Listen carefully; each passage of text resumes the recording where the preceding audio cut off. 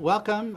We have a rare opportunity today to meet and talk with Rick Steves, travel writer, producer, who's been inspirational in many ways in the life of our students, and very practical guides that are very useful to many people that I know. So we're looking forward to this conversation. With me is Dr. Heather Crandall, Chair of the Communication and Leadership Studies Department. I'm Dr. John Caputo. I'm Professor of Communication and Leadership and a Walter Ong Scholar. And with us again this afternoon is Rick Steves. Rick, welcome to Gonzaga. Welcome to the university. We're here on a very snowy afternoon, so great day. We're just kind of curious about a number of things that sort of have influenced us about your writing, your travel programs, but also that might be interesting for our students. The first thing is just a general question. When did you first start traveling, and what made you think maybe I could make a business out of this? Mm-hmm.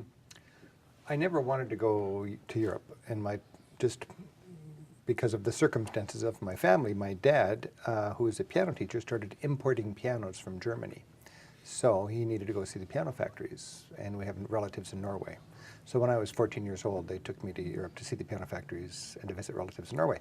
And I distinctly remember thinking, this is a stupid idea. I thought, in that mindset, I don't speak that language, why am I going over there? I haven't even seen my country yet. And how old were you? I was 14. 14, okay. But then I remember very distinctly after a couple of days thinking, this is not that bad. There was different candy, different pop.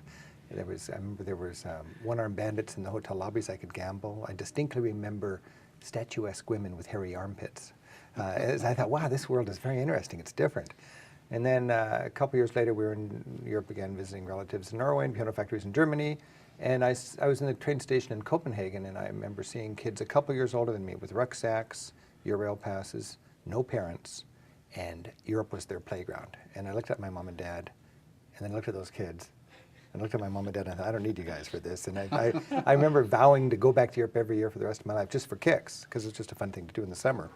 And I did, and then after 4 or 5 trips, it was really clear I was learning from my mistakes, and it pained me to see other people screwing up just like I did last year when I knew the lesson. You don't change $20 traveler's checks in Norway because they charge $4 per check, not per transaction. You see, when you change $100, right, you're going to lose $16 extra, and if you're a budget traveler, that hurts. It's not going to ruin your trip, but these green Americans ahead of me were changing $20 traveler's checks. I learned that, and I had a $100 traveler's check. I was going to get 16% more from that exchange. I thought if I could just package these lessons into a class, I would have a neat little excuse to go back to Europe and update my material every year. Right. So I offered that class at the University of Washington's Experimental College, just for kicks, and I offered it, and I thought a bunch of kids from the dorm would sign up, and it was their parents, 100 parents signed up, each willing to pay $8 to hear me tell stories about Europe. I remember going through I lived in the dorms there, and I went to the class with like $102 bills, and I came home with $110 bills. And all I had to do was tell stories and show slides for a few weeks, and ever since then I've been teaching. I've found this little niche. People want to learn from my mistakes rather than their own so they can enjoy maximum travel thrills for every mile, minute, and dollar.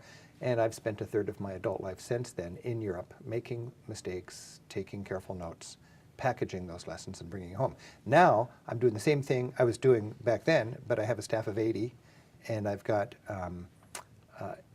technology that amplifies my teaching beyond my wildest dreams.